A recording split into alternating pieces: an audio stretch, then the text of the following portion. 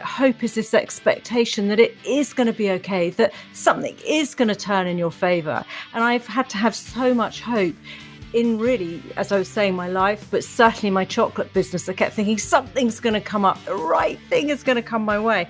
And then patience is that real leveler. It's a very strong, sort of silent word.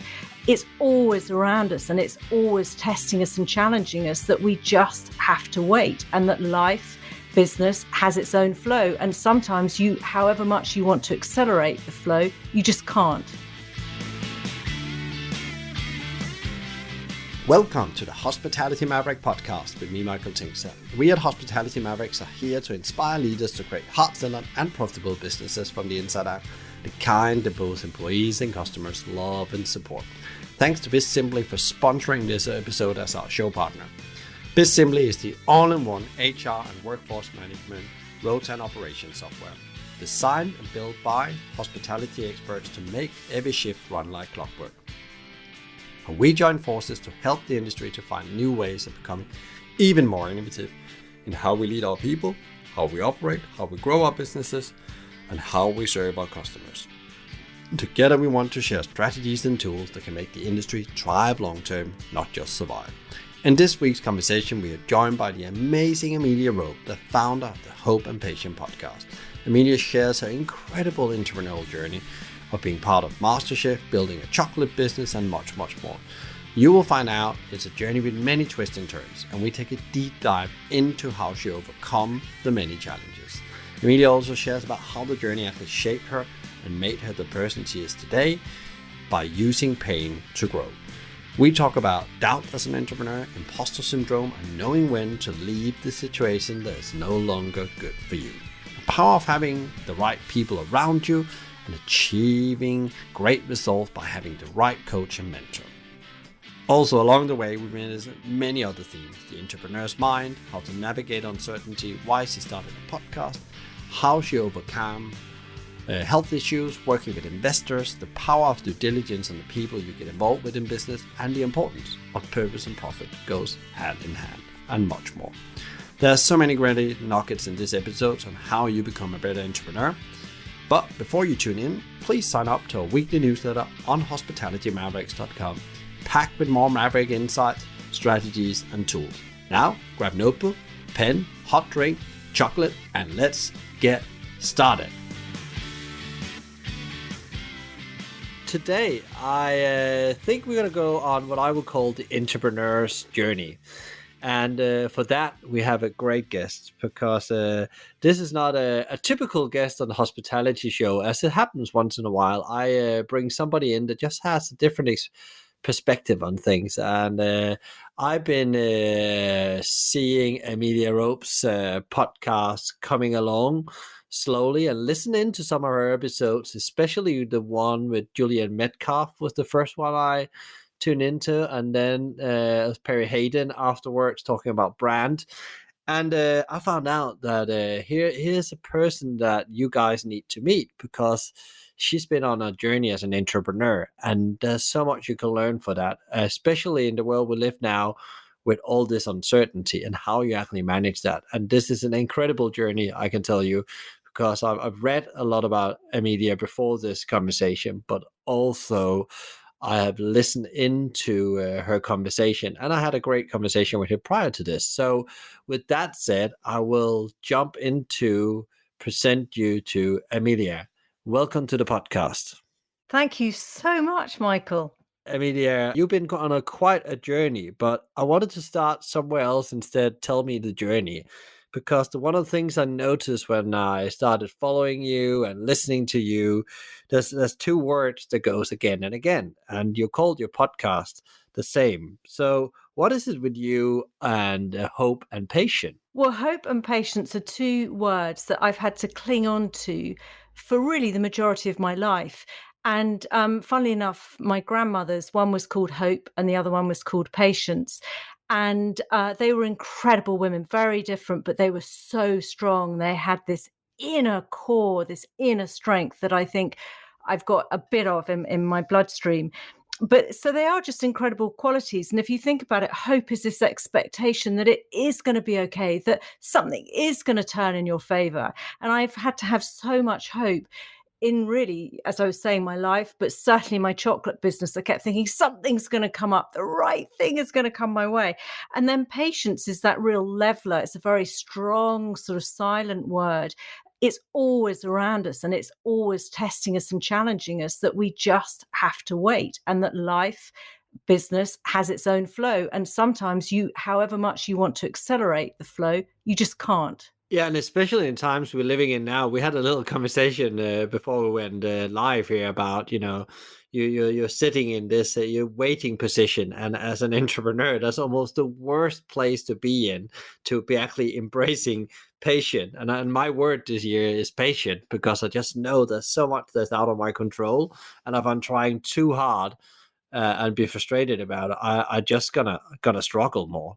Yeah, I mean, isn't that so true? It as we were chatting about, it's that whole thing where as an entrepreneur, you want to be on the move. Physically, you want to be on the move. I'm energized by running around to meetings, meeting people, that whole buzz. And now we're all having to really draw on the resilience that we've built up, which is digging deep and thinking, okay, I don't have that external stimuli.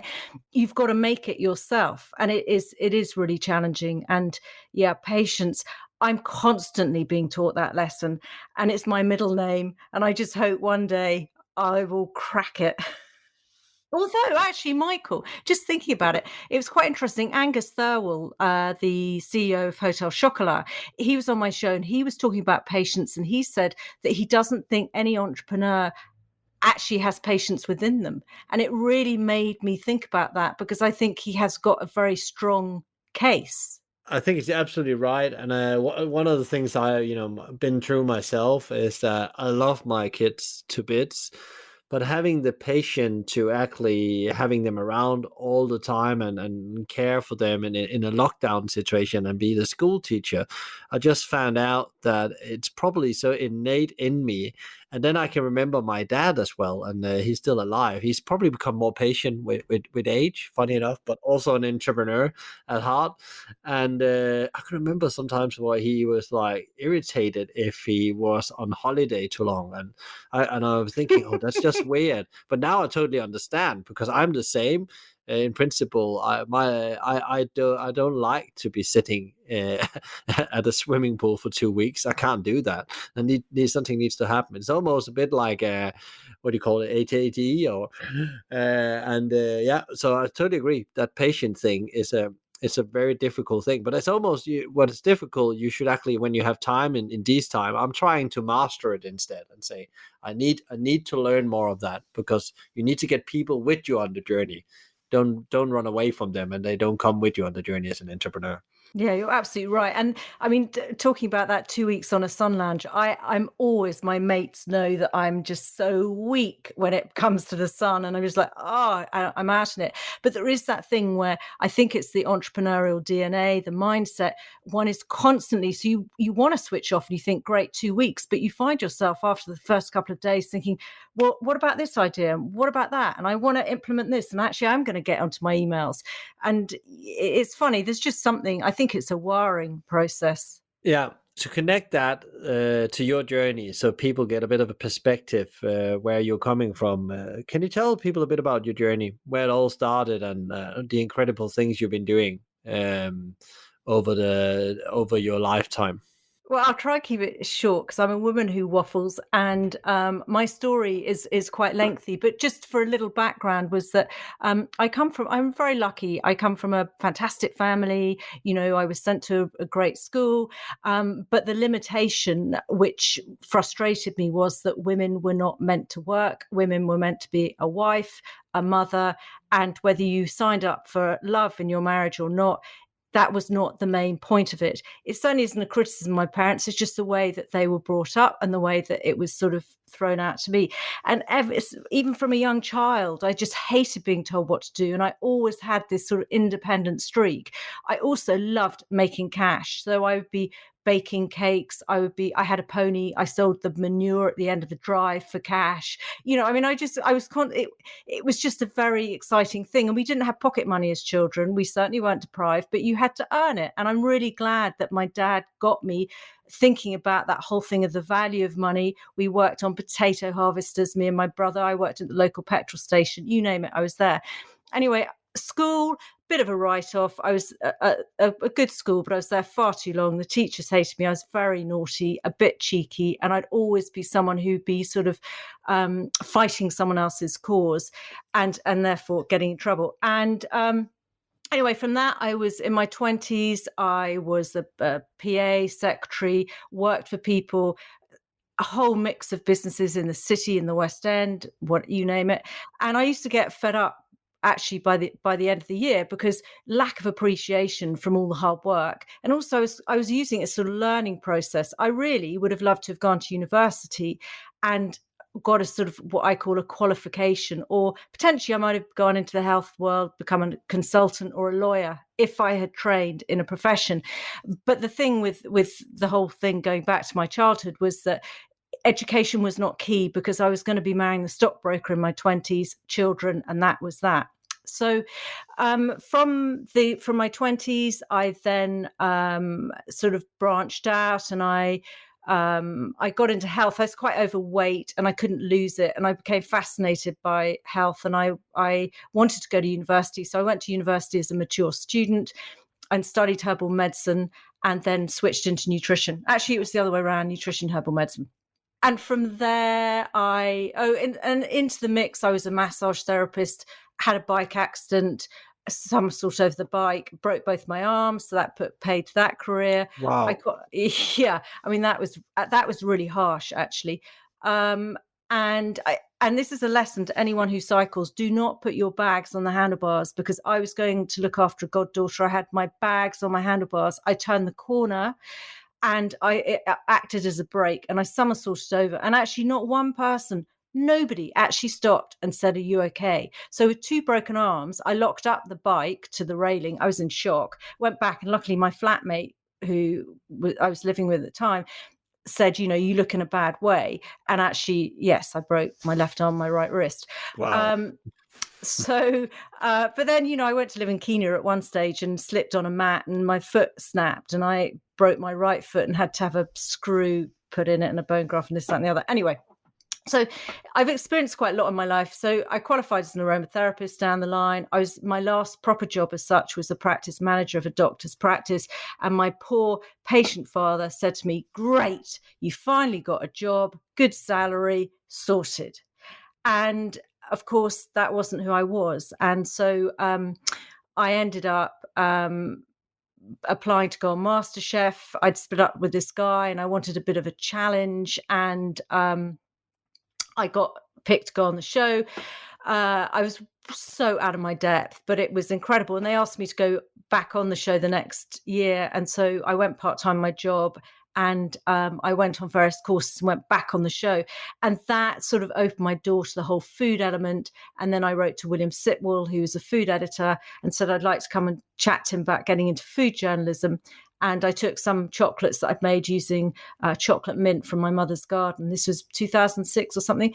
And he said, "These are amazing." And the thing is, Michael, all I wanted was someone to believe in me, okay? And William was saying totally off the cuff stuff. But to me, it's like, oh my goodness. So he said to me, "You're the next Juliette Binoche." And I was thinking, wow, Johnny Depp's going to walk into my life. At that time, he was quite sexy. Okay, I know he's gone off now. But the other thing was, I just thought, I could have a chocolate shop and it's all going to be lovely and romantic and pretty. But it just gave me that confidence. And then I had this vision of a rose petal with chocolate at the bottom and gold leaf flicked on it. And it took me 3 months, because I'm not trained in that sort of thing, to work out how to do it. And actually, it goes against the convention of chocolate, because the moisture of the petal would make the chocolate bloom. However much you tempered it, it wouldn't hold its temper. So it was a big experiment. I nailed it. And I took a day off work from the doctor's practice, where I was the practice manager, and I dropped them off at National Press and they're all over the place. And they were on the Paul O'Grady show. They're on Vanessa Feltz's radio show. They were in every magazine. I had royal families from the Middle East sending over private jets to pick them up. And it was an incredible experience. But as I was to find out, it wasn't a product that was scalable. It wasn't a product, I mean, it could market itself, but how are you going to get packaging to do little crystallized rose petals and crystallized violas and pansies? You can't. But I do know, I mean, I was amazed what I had inside me, but I was a total originator, and I can safely say in the world, because I won a competition to go to Ferrand Adrier's clinic. You know, the guy who had the restaurant El Bulli, Ferrand Adrier. So I won a competition to visit his, it's like a sort of lab, I suppose. And I told him what I was doing, and he was amazed. He said, I have never, ever, ever come across that concept. So yeah, and basically I had set up a kitchen in Borough Market, and I got all the supersonic sexy kit, brand new, thinking this is it. My parents and my brother were amazing and put cash in. And of course, what I was to find out was you don't need the supersonic kit. What you need is a product that can make you money, that can then help you grow a business. And at one stage, I had a really tough time. I had bailiffs at my door. And I was a bank had said they'd lend me money on this business loan that I was putting through. And it was when the crash happened in 2007. And they just said, we're not going to lend you the money. But they had already said to me, put everything on your Barclay card. You know, you'll clear it when the loan comes through. So I had put all the business stuff through on the Barclay card. The loan wasn't allowed. And I was left with all this debt on my Barclay card. It was a really black patch in my life. I felt very alone. I felt very, very depressed. I couldn't ever see my life turning around, but I knew that something inside me was going to make it work. And a key turning point is someone who was an influence, I think we talk about later, a guy called Pat Reeves, co-founder with Rowan Blacker of sofa.com. And he was the one who said, right, chocolate bar, you know, and the chocolate bar, he put in a commission for sofa.com in 2009, and he gave me 6 weeks notice, and he said, right, I want a chocolate bar to go out with each sofa. There's going to be 1,000. You need to go away and design it and create it and whatever else. And so I had 6 weeks notice to find someone at the busiest time of year to make the bar, to help get the packaging sorted. And I did, and I hand foiled, hand wrapped every single bar, hand signed them actually at this stage, with Pat's dog by my side, not very good for health and safety, and food hygiene would have been after me. And I delivered them. And Pat, being Pat, who was the most incredible man, he said, I'm not paying you in profit. I'm paying you with another 1,000 bars. You go and sell those bars, make your profit and grow the business. So, and then I introduced the milk bar, and then I was very lucky. My first stockist was Selfridges, You Inventors, spotted it, and he said, we want them in Selfridges. And they were everywhere, Liberty's, Whole Foods. It was a really exciting time. So that's really what took me to the chocolate business. And what happened then? Because then at some point, as you said, you got from where you had this minimal viable product it was a great product, but it was not very scalable, to suddenly, because you got this challenge thrown by Pat, you had suddenly a scalable product, and you went into all these great places. And so what else happened on that journey? Did it just go then from supermarket to shopping center to countries, or where did you hit? Because there's different plateaus in any business, and you hit a new challenge in a way. Yeah, absolutely. And actually, part of my downfalls in life was always saying no to everybody, because I had to sort of prove myself. And just before Pat put that commission in, but before that, he'd said, I'm going to invest in your business. You know, we did a little business plan and envelope. He said, all we need is a machine. We'll get some people to make it, blah, blah, blah. And I said no to him. So, but when he put in a commission, I never say no to an order. So with my business, I got some really amazing commissions that totally stretched me. Like one was to a Middle Eastern group who wanted something like 36,000 bars made. Wow. And the person I was with was really, anyway, They were one of my manufacturers. I moved swiftly on. They weren't particularly good, but the point is, we did it. I just said, I don't care if I drive up and fault every bar. I am not saying no to this order. But it was, so from that, it was great. The early stages, I'm not a businesswoman. The only training I have is as a PA and an aromatherapist. That is it. So I was learning to be a businesswoman. But at that time, Pat was around. He sadly got diagnosed with cancer the day I launched in Selfridges, and died 3.5 years later. But he was very much he helped me in the early stages as a sort of mentor. He was an amazing mate who I miss badly, especially when I need some advice.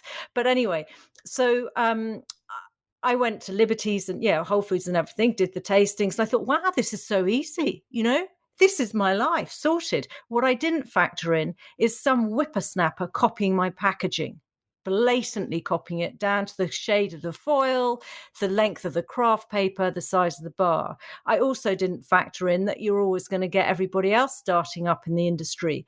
And the other thing is that regulations change, shop buyers move. When a shop buyer moves, you might be dumped because the new buyer wants to bring in their pet. So it was exciting. I mean, I went to Japan and I supplied Takishimaya, which is the biggest compliment of my life, with not one rejection. I had a really good manufacturer at that stage. I did all my own recipes and everything, but they actually produced for me.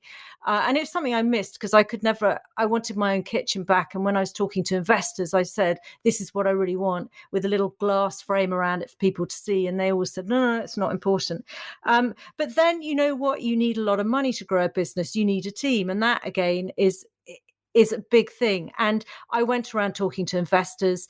I'm not a sort of poor me as a woman raising finance, but I have to say at that stage in the game, there was a lot of skullduggery going on. People would be investing in me for me. I mean, that made me laugh. But the point is that some of their motives were extremely unhealthy, or they wanted to control a woman in business. I mean, the whole thing was just slightly pear-shaped. Anyway, and they didn't feel right, so I didn't take it on. So the business sort of plateaued out. I mean, I got phenomenal approaches. I was approached by James Martin's Saturday Kitchen to go on that. But the point was I had to say no because I didn't have my own production unit. So I got all the approaches and stuff, but ultimately it ran its course. I still believe that brand could have been massive. And what I would have done was taken it up, which it was on the upper rung, and then flood it into the supermarkets. It was a female-fronted personality brand that delivered on quality and packaging. It just needed a bolt-on to another bigger chocolate house to reduce all the costs. It's interesting in this time where there's probably some people that's going to start up their own businesses. That's what happens because there's going to be some kind of recession happen, people losing jobs, and some people are already lost them, especially you see it already in food and stuff like that. And I think the great thing I hear you said is that you had a really good product. You had it in the right places. It seemed like you had some promotion going on. People reached out to you, which are the three most important things in the early stage, especially around the food product. But then there's the speed you need to move in, as you say, and then also that you actually need to protect yourself and actually have the capacity yourself as well. There's these things that you have to control as an entrepreneur.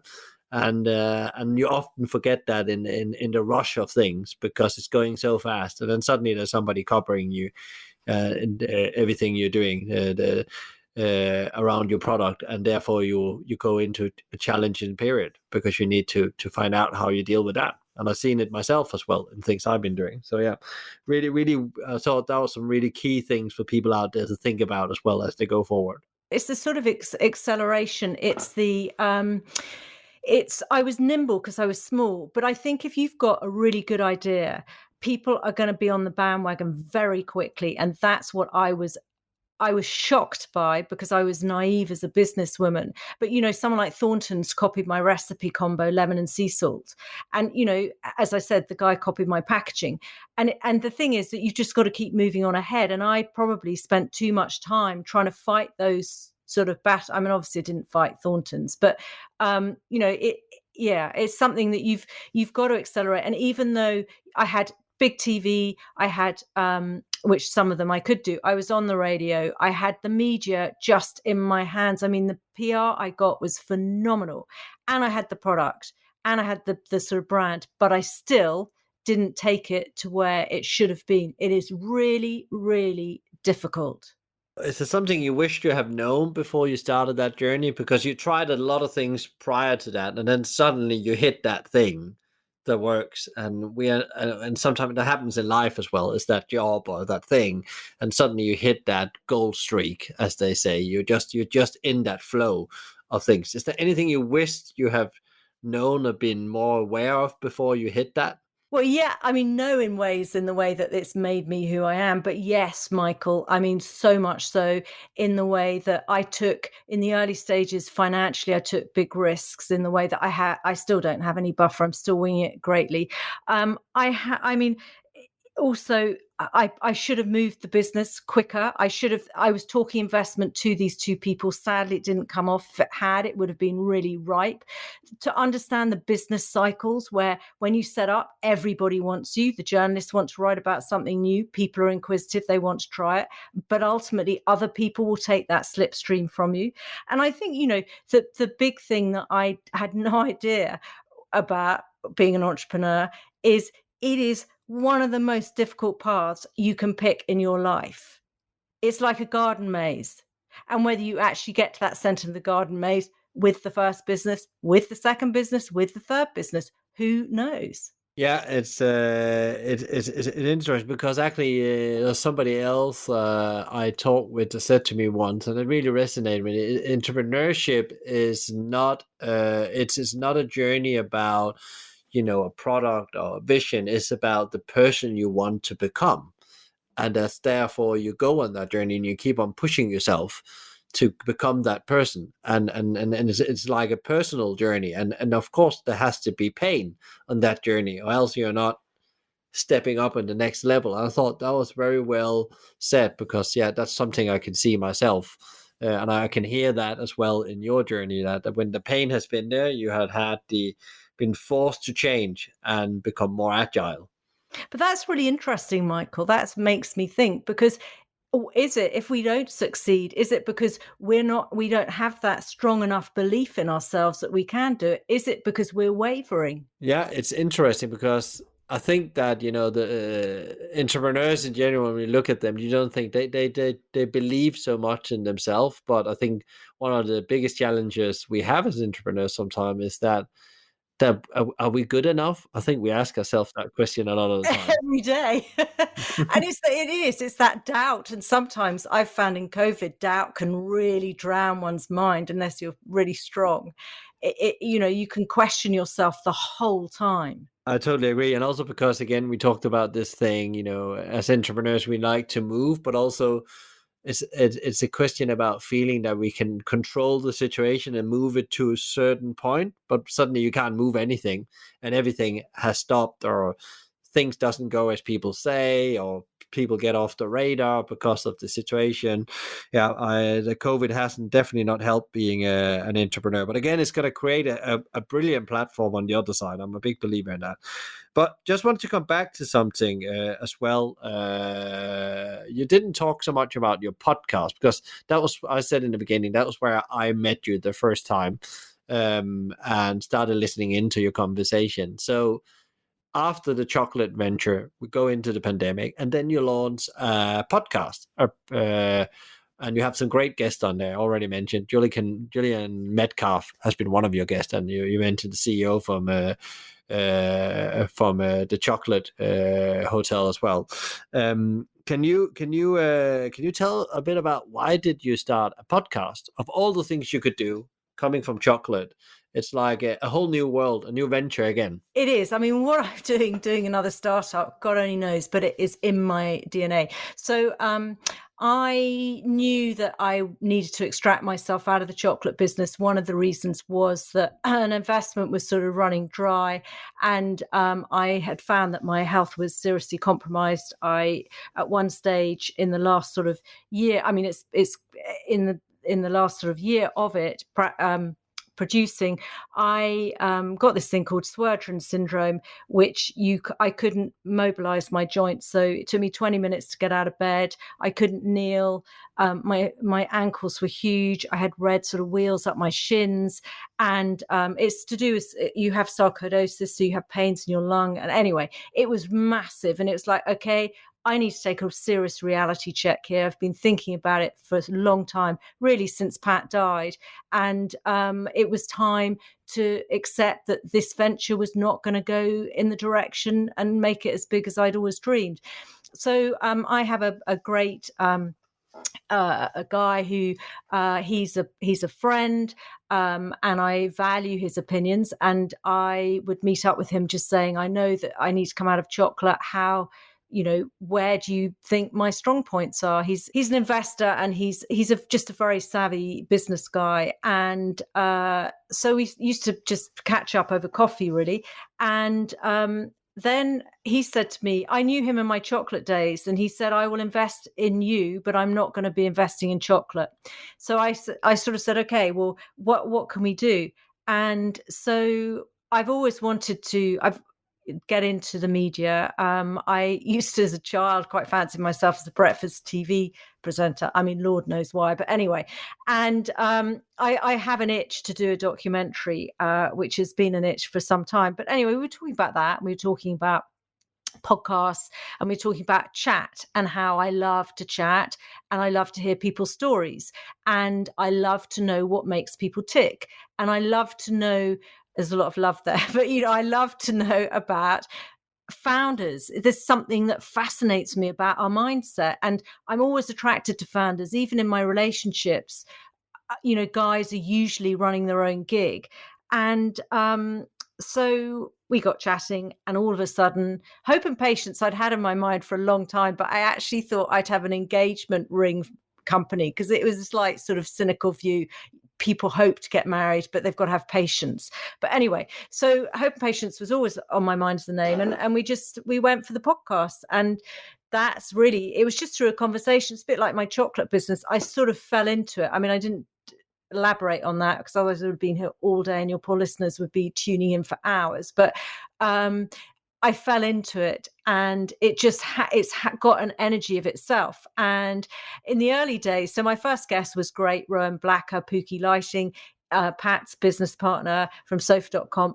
Amazing guy. And Perry is their clients of Perry's. Perry, that's how I know Perry. And anyway, Rowan was great. He said, I'll be your first guest. And I had no command of the conversation too. I just sat there thinking, I don't know when to ask, what to do, blah, blah, blah. And anyway, then I started finding my feet. I really, really love it. And it's something that I want to grow. I want to extend the brand. I do. So the friend who I met for coffees is an investor in the business. And we want to build it into a business that is a financially successful business in the way that I want to give back. I mentor for ex-offenders. I'm a volunteer business mentor for the Find, Sell, Work, Open the Gate program. There are a lot of people who I would like to help and support. So that's why I'd like to make some cash. Plus, I'd like a pension and a place to live. But I have a place to live, but buy my own place. And basically the guests are people who there's a mix of industries that they come from, mix of ages. I want it to be a platform where founders can share their stories. I want it to encourage and stimulate and support people running their own businesses or thinking of starting up their own business, or people who are just curious. A lot of my mates are curious about what it's like to run a business. And we eat chocolate in the show because we have to eat chocolate in the show. And so, yeah, that's Hope and Patience. And we're launching series 3, and that's going to be a weekly episode, Michael. So loads more chat and loads more work. Yeah, can you tell the audience what they can expect in the coming episodes, or that's a secret? No, not a secret. So series 3 is going to be a mix. It's people from pet food, an astrologer, an editor of an amazing magazine that's the world's leading textile magazine. I've got a bit of food sprinkled in there too. I've got very interesting. The first guy who wrote the guy who wrote the first entry in Wikipedia for the definition of social media. Fascinating guy. Wow.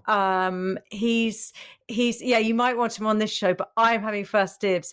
He's a tech PR, and my goodness, he's really clever. And a little insider is a little sort of tidbit is that he was the first. He's the first person who has recruited an executive, especially to handle Clubhouse for his clients.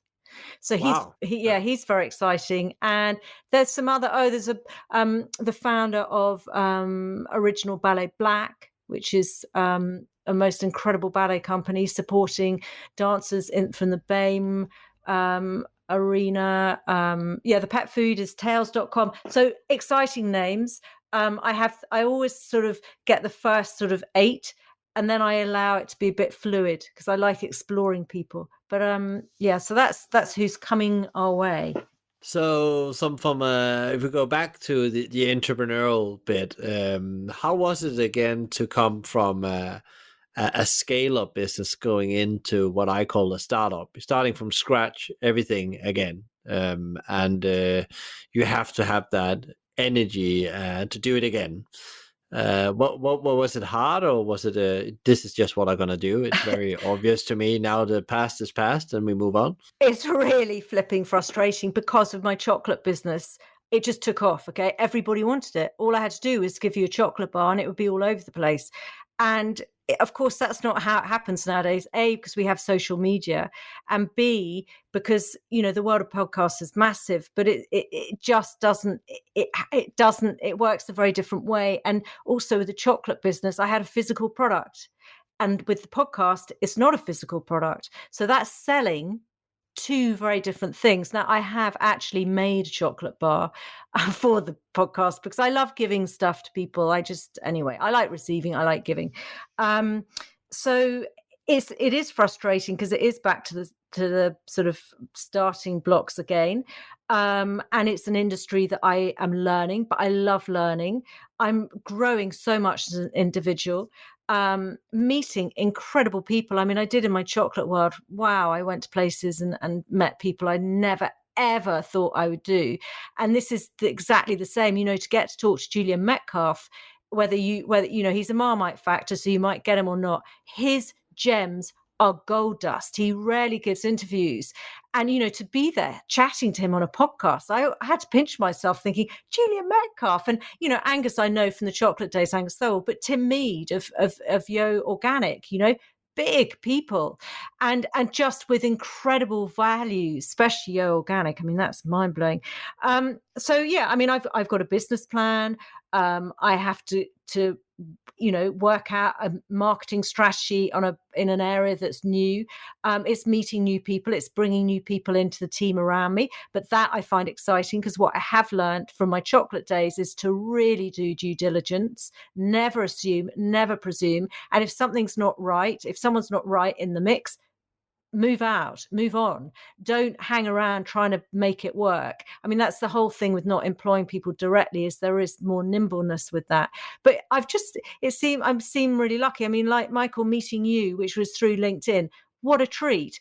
Having that lovely chat a couple of weeks ago, heaven, it gave me fuel for my tank. So, but it's hard work. And hard work, I don't know if it's just something I want to nail. I want to crack it because I do want to. Success is not necessarily the finance side, but I really do need to get some coffers in my bank. I want to give, my investor is an amazing guy because he's giving me a chance, and I want him to get his return plus more back. But I also want to have this extra pot of cash that we can help people, as I was saying, give back to society. I mean, we need money in society now, if like never before.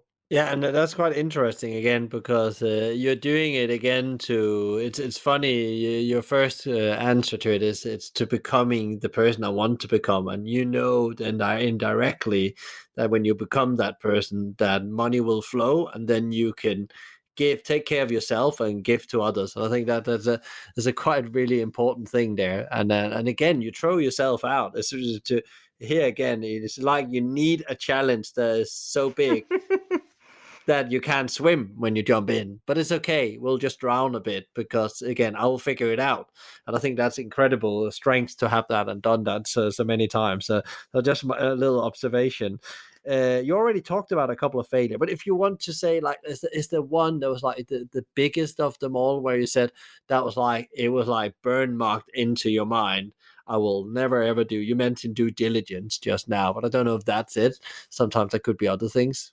Due diligence is definitely one of them. I mean, with failure, I hate that word. I do ask people on my podcast to share their thoughts on the word success and failure, and it's fascinating what they come back with.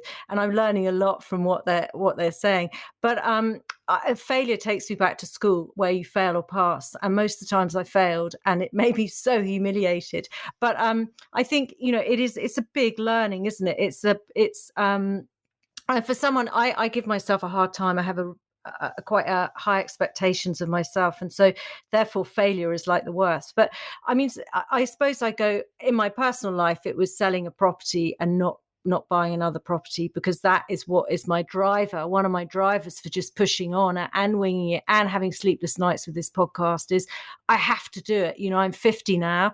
This is all in. This is like the biggest gamble I have ever done. I'm putting all my chips in on this gig, and I just hope that it comes off.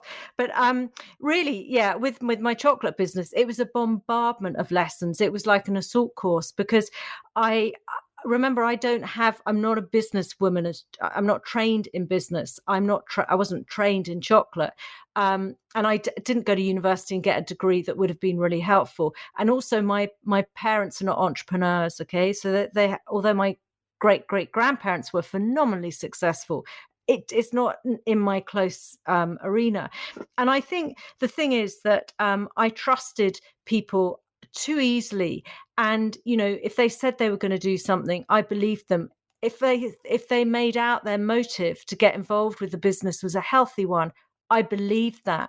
And I went with it. And there was that little niggle. It's the smallest little niggle inside you, which is your gut. And it is so small that it is so easy to overlook. And basically there were times where just thought, I'm trusting them, but I feel slightly uneasy.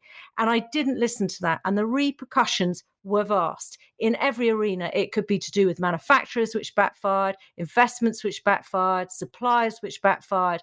And so now I am really wary. I take my time. I will not be rushed into making decisions. I have to just move at a slower pace when it comes to these bigger things. And so, yeah, I mean, I learned a lot. I think I was naive, and, I've learned everything. I've learned on my way. But that really was a big learning, is just trusting people and their motives. Yeah, you have. It is a bit like when you trust and put in people, because in general, I always believe the best in people till they prove something else. Or yeah, I think they have been driven by something else they're maybe not aware of. I'm always very believe in people, but you need to do that in business. You need to check your corners, and it is a very good lesson to share with. You And mentioned double check, triple check. I mean, triple check everything. Yeah. Ask more than one person what their experience has been. I always say it's more important than it's like recruiting employees. You wouldn't just hire them if you've seen their CV. You really need to do your due diligence. As I say, the right people on the bus in the right seats are worth more than the strategy. That's such a good analogy. Yes. You mentioned Pat before, coming back to people that had a massive influence to you and support. Any others that's through your life that has like been there and helped you, and you could really get influence, or maybe a book you read? Or Yeah, so I mean, funnily enough, an early influence in my life was one of my godmothers, a lady called Dione, a very, very special woman. And she really was my rock. She listened to me. She helped me sort out life. She was a very wise woman. And one of the things I learned from her, which was because I didn't do something right, was that what her lesson to me was, do it right in the first place and you won't have to go back and do it again. And when I don't do things properly, I always think of Dione. But one example was that she asked me to paint her garden fence, okay? And I got to it, got the paint out, music on, sun was shining, shimmying around. And she made me redo it because she said, this is not good enough. And so that was a big lesson. And she just was a very big influence in me. And in fact, all her family are like a family to me. So she was in the early days. And then a key player when I was practice manager of this doctor's practice was a life coach that I saw called Mary Graham. And it was in the days where people weren't coaches. Okay. People would think, oh, it's a bit odd. Who could say they're coaching in life? Very astute woman. And she helped me work on my self-belief. And it was through that self-belief that I went on MasterChef. But beyond MasterChef, I actually went on to write to William Sitwell. And she gave to say, can you help me? Food journalism, blah, blah, blah. But she said to me, right, she did the elevator pitch and she said, okay, if you had 1 minute to get in the lift with someone and make sure you had a meeting with them when they got out, who would it be? And it was William Sitwell. And the power of that visualization, the power of that focus was huge. She was incredible. And I don't believe that I would have taken the path and taken the risk and gone against the grain and set up my own business without having had those sessions with Mary Graham. Really amazing woman. I don't know if she's still doing them, but she was incredible.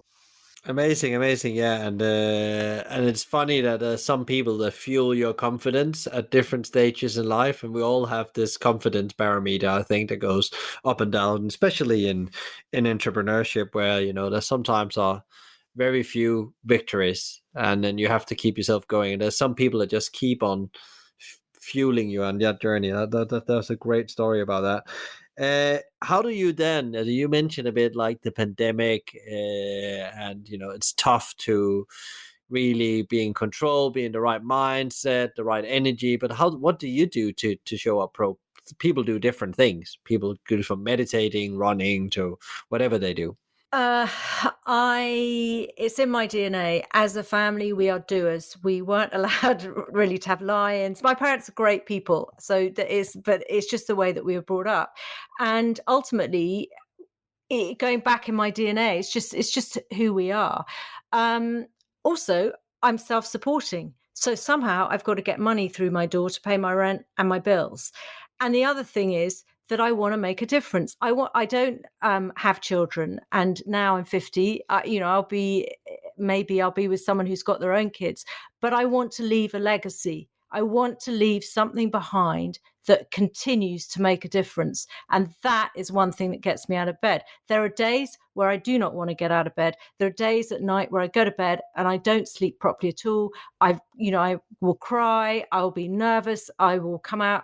Since lockdown, I've seemed to have developed psoriasis, which is a great treat, and eczema, as well as my hair going even grayer. But there is something where you just think, I'm going to do it. And when the alarm clock goes off or when you wake up in the morning, you find yourself plugged into it. I support myself by walking. I love walking. Now my great homework is to walk and listen to podcasts and to learn. And I learn from people like you, Michael. I've had an interview, and I learn about wonderful guests too. That's how sometimes I find my guests. And I do some Pilates, and I try and eat well. But it's tough. There are times where you have to really dig deep. And with this third lockdown, living on your own, working on your own, it sounds as if I should have the violin out. It's great in a way, because it's very peaceful. But, ultimately, I don't have anyone to pep me up. And so it's that thing where you just think, I'm going to have to dig deep. And I feel really grateful for the tough times in my chocolate business, because they are what I'm drawing on now. If I could go through what I went through then, I can do this. And also, like you guys with homeschooling and people with, sick relation stuff, it's massive. But you've just got to keep yourself out there. And I think any entrepreneur, anyone would just get themselves out of bed. It's just who we are. It's so interesting, because everybody I talked with have said a similar thing, that they said that it's keep on, or somebody said it very well, keep on thinking, doing, and moving. And he meant moving was the physical health, so get out every day. Yeah, you've got to get out. doing was everything from what I found out myself to manage this period as well. I'm starting to write more. There's not come much out of it, but like having half an hour, 45 minutes every day where I just write, and it could be, and there's actually starting coming things out of it. Funny enough, the first 3 months was just like random stuff. And then that thing about you need actually in a way just to keep on talking with people in your surroundings, then on your phone, and be in contact with family and so on to keep yourself fit. I'm lucky I have a lovely family I live with as well, so there's people to talk with in the house. Yeah, because that's weird, because I don't have anyone to talk to. You actually run out of Zoom. I think they say it's Zoom fatigue. But one thing I have done in this third lockdown is I've started a wine course. And I thought I'll just do this. It'll be fun. It is so tough. Every night I'm now up sort of midnight revising different types of wine, how it's made, all this sort of thing. And but one reason I wanted to do it was that it's got an exam. So I've got a goal, and I've got something to go, to try and achieve. And actually, it's taken my mind off COVID, because I'm either working full on to do the podcast or I'm revising. And so it's been a wonderful sort of tool. And you go to bed and you're actually pretty tired by the end of it. Your brain is sort of needing the rest. Super, super interesting. A question I asked some of my guests, and from our first conversation, I thought it was a really relevant question, because I love books. But if you were giving away a book, which book would that be, and why? Yeah, and it's a really, really good question. And I immediately in my mind was, oh God, only one book. But the one book that really resonates with me is by a woman I would love to meet. I would love to have her on my show, is Arianna Huffington. And her book, from the Huffington Post, and her book is Thrive. And it's a book for everybody. And when I was challenged with my chocolate business, I started dipping into it, and I started doing the gratitude journal that now a lot of people do, but back then not many people did. And it was really good. And it took me back to the small things, like hearing a bird sing, seeing a rose, looking at the blue sky, and it made you reset your clock instead of setting it in a way off way. But she was incredible. She nearly died, that woman. And I had no idea until I read the story. She collapsed at her desk from exhaustion. 2 years, I think it was 2 years after setting up the Huffington Post. She is phenomenal. Her book rocks. And I would recommend everybody to read it, because everybody will get something out of it. It's got quotes from people. Each chapter is sectioned off. So you've got giving, well-being, different bits.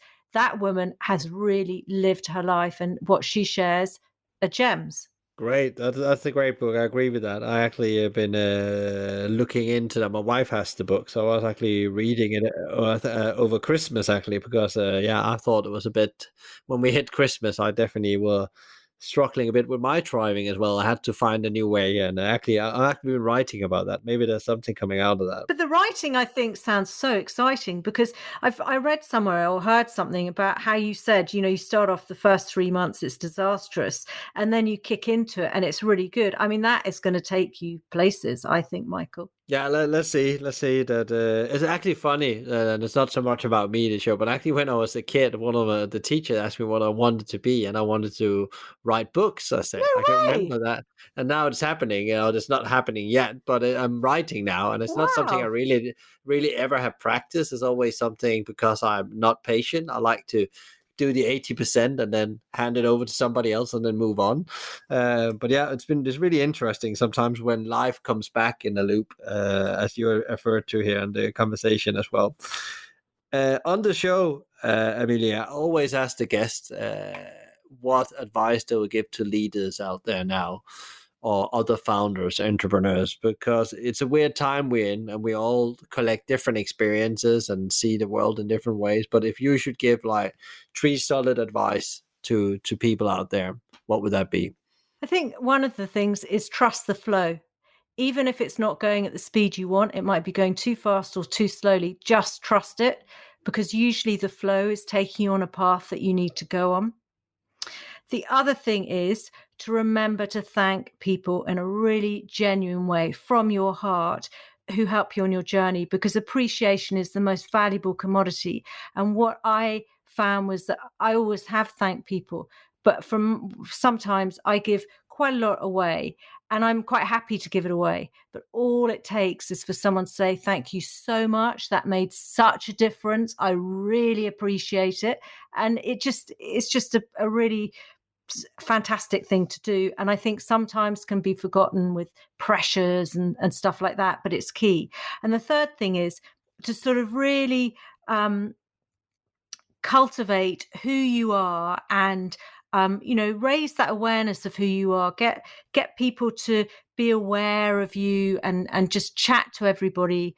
And I think that can sometimes really help you accelerate where you are. If you want to accelerate, it's that building the profile, that sort of media around you. Great, very good advice. I like the one, the trust the flow of things, and I really love that, because I think we need to do that more than ever, because we don't really know where we're heading right now. So if people want to check out more, there's the Hope and Patient podcast. We already mentioned that earlier in the conversation, but anywhere else they can go and find you? Yeah, you can hop onto the website, hopeandpatience.co.uk. I'm at Clubhouse, and my username is @AmeliaPod. And Instagram is Amelia_rope, and that's the same for Twitter as well. So I think they're the places that you can find me. And the podcast is, Spotify, Apple, Amazon, Stitcher, Google. Wherever you listen to your podcast, as I say, it will be there. Good. Amelia, thank you so much for spending a bit of time with us here and share your really great, learnings and insights on your entrepreneurial journey. I'm sure that people out there that has some bit of reflection needs to go on. And I hope that Amelia have actually given you a bit of hope as well, when it can look very difficult, but there's always a way out. Well, thank you so much for having me on the show. And I've really enjoyed it. Thank you so much, Amelia, for sharing your story and insight from this incredible entrepreneurial journey. I'm sure there's people out there that has picked up some great reflection and insight on how they can adapt some of that for their journey. But if you want more insights on how to become a better entrepreneur, also tune in to episode 50, Time for a System Change, with Zoe Henderson, who is the founder of Function. If you enjoyed today's conversation, please share, rate, review, or subscribe to one of our channels. A big thank you to BizSimply for supporting us, bringing great insights, strategies, and tools to help the industry thrive, not just survive. Check them out at bizsimply.com or on their social at BizSimply or BizSimplyHQ. You can also email them directly on advice@bizsimply.com. A massive thank you to Vina Charlton, who is the show producer and editor for the Podcast Collective. Tune in next time for another interview, and in the meantime, find out more about us and subscribe to our community and download free leadership tools at hospitalitymavericks.com. And don't worry, if you didn't get all of this, there will be links in the show notes. Thanks for listening, and be Maverick.